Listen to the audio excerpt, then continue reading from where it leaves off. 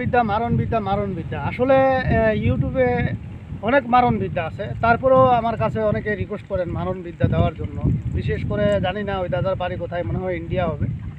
তো উনি বারবার মারণ বিদ্যা চাচ্ছে। দেখেন, মারণ বিদ্যা আসলে দিব আজকে, কিন্তু একটা জিনিস মনে রাখবেন, আজকে আপনি শক্তির বলে আপনি যা খুশি তাই করছেন, কিন্তু একদিন অন্যায়ভাবে যখন আপনি কাজগুলো করবেন, যখন নেইভাবে কাজগুলো করবেন তখন একরকম, যখন অন্যায়ভাবে করবেন তখন আর একরকম।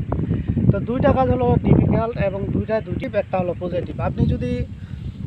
আপনি যদি পজিটিভ করেন তাহলে আপনার জন্য ভালো, আর যদি নেগেটিভ করে থাকেন তাহলে এর প্রভাব কিন্তু আপনার উপরে একদিন পড়বে।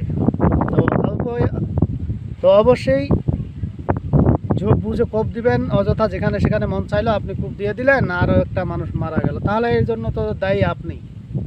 কারণ আপনি যে ধর্মেরই হন, মানুষ মারার দায়িত্ব আপনার আমার নয়, মানুষ মারার দায়িত্ব একজনের, যিনি বিশ্ব নিখিল সৃষ্টি করেছেন এবং তিনি এইগুলো সব কিছুর নিয়ন্ত্রণ রেখেছেন। তিনি হায়াত মত হাতে রেখেছেন, রেজেক ধন দৌলত সব কিছুই আল্লাহ পাক হাতে রেখেছেন। তো কাজেই আসলে এগুলো কাদের উপরে প্রযোজ্য? বিশেষ করে জানেন যে একটা মানুষের জন্য যখন 10টা মানুষ হয়রান হয় বা 10টা ফ্যামিলি হয়রান হয় বা সে খুবই উশৃঙ্খল, তাদের ক্ষেত্রে এগুলো প্রযোজ্য। তাছাড়া এগুলো করা কঠিন গুনার কাজ এবং খুবই একটা পাপের কাজ, যা অতীতে অনেক তান্ত্রিক কবিরাজ যারা ছিল, যারা ছিল, তারা আজকে বংশ পর্যন্ত তাদের নেই, বিলুপ্ত হয়ে গেছে। কাজেই এই কাজগুলো করার আগে চিন্তা ভাবনা করে করবেন। আমি দিচ্ছি ঠিকই, আপনারা চিন্তা ভাবনা করে করবেন।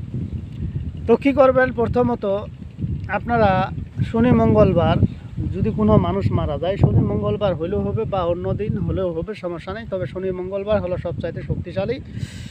তো কী করতে হবে? শনি মঙ্গলবার আপনি নিজের শরীর বন্ধ করে নেবেন। শনিবার বা অমাবস্যাতে নিজের শরীর বন্ধ করে নিয়ে আপনি চলে যাবেন গুরুস্থানে বা শ্মশান ঘাটে, যেখানে মৃত লাশ ব্যক্তি আছে। তো সেখানে আপনারা গিয়ে যদি একা সাহস না পান, আরেকজনকে সঙ্গে নেবেন। অথচ ভয়ের কিছু নেই, তারপরে যদি আপনি ভয় করেন তাহলে এগুলো কাজে কখনোই হাত দিবেন না।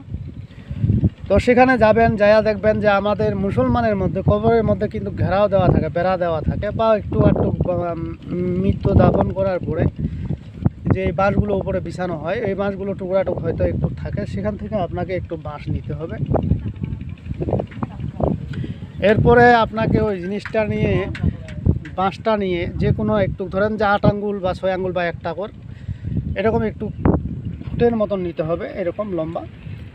নেওয়ার পরে আপনি এই জিনিসটাকে মৃত ব্যক্তির মাথার মধ্যে 3বার ঠোকা দিবেন। আর এই কথাটুকু আপনাকে বলতে হবে।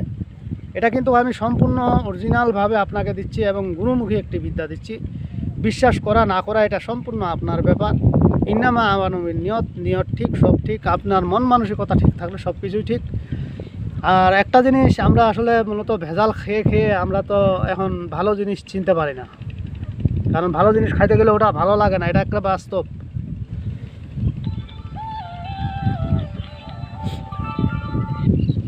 তো এখন এই জিনিসটা আপনারা কি করবেন? নিয়ে মৃত ব্যক্তির মাথায় 3বার ঠোকা দিবেন। আর ঠোকা দেওয়ার সময় অবশ্যই বলবেন, জাগরে মৃতর অমুকের আত্মা জাগ। যদি নাম জানা থাকে এটা বলবেন, জাগরে অমুকের আত্মা জাগ, যে কাজে পাঠাবো সেই কাজে লাগ। যদি এটা না বলতে পারেন, শুধু এটাই বলবেন, জাগরে মাথা যাক, যে কাজে লাগাবো সেই কাজে লাগ। এইটা বলবে, 3বার ঠোকা দিবেন। ঠোকা দিয়ে আপনি এই জিনিসটাকে, শত্রুর পিছনে কিন্তু আপনি তাকাবেন না, কখনোই পিছনে তাকাবেন না। শত্রুর বাড়িতে নিয়ে যায়, হয় মাটির নিচে গাড়ে দিবেন, নতুবা কোনো এক জায়গায় ফেলা দিবেন, যাতে ট্রেন না পায় বা ওটা না নড়ায় ওখান থেকে। 21 দিনের মধ্যে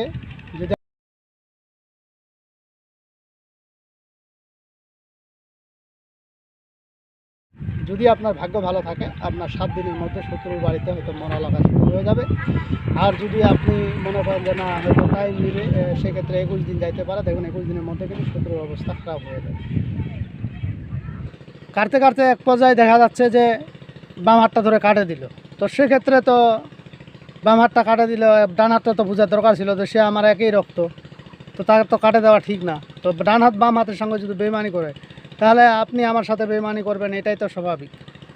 একজন আরেকজনের সাথে বেইমানি করবে, এটাই তো স্বাভাবিক। যাই হোক বন্ধুরা, ভিডিও লম্বা না করে আসল কথা বলি। এই যে আজকের উপায়টি করবেন, এটি হলো আপনাকে লাগবে শনিবার অথবা মঙ্গলবারে যারা মারা গেছে বা অন্য দিন যদি মারা যায় তাও হবে, সমস্যা নেই। আপনাকে একটা ওখানকার বাঁশের গজ নিতে হবে, যেই লোক মারা গেছে সেটা হিন্দু, মুসলমান, খ্রিস্টান, বৌদ্ধ যেই হোক, তার কাছের যে বাঁশ সে বাঁশের অল্প একটু টুকরা নেবেন, একটা করে মতো। এই টুকরাটা নিয়ে আপনারা মরার মাথা, যেই মারা গেছে তার মাথার মধ্যে 3টা ঠোকা দিবেন। 3টা ঠোকা দিয়ে আপনি শত্রুর বাড়িতে নিয়ে যা রাখবেন। শত্রু দেখবেন 21 দিনের মধ্যে শত্রুর বংশ বিনাশ হয়ে যাবে। এটি সম্পূর্ণ গোপনীয় বিষয়, এটি আপনাদেরকে জানাই দিলাম।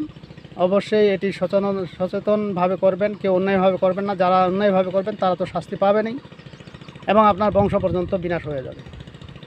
তো যাই হোক বন্ধুরা, আশা করি আপনারা বুঝতে পেরেছেন। আজকের ভিডিও এই পর্যন্তই। ভিডিওটি যদি ভালো লেগে থাকে অবশ্যই একটি লাইক দিবেন, বন্ধুবান্ধবের কাছে শেয়ার করে দেবেন। আর যারা এখন আমার চ্যানেলটি সাবস্ক্রাইব করেননি তারা সাবস্ক্রাইব করে নেবেন এবং পাশে থাকা বেল আইকনে অল ক্লিক করবেন, যাতে ভিডিও ছাড়ার সঙ্গে সঙ্গে নোটিফিকেশন আপনাদের কাছে পৌঁছে যায়। আর যারা অলরেডি সাবস্ক্রাইব করে ফেলছেন তাদেরকে অসংখ্য ধন্যবাদ। তো পরবর্তী ভিডিও দেখার আমন্ত্রণ রইল। সে পর্যন্ত ভালো থাকবেন। ধন্যবাদ।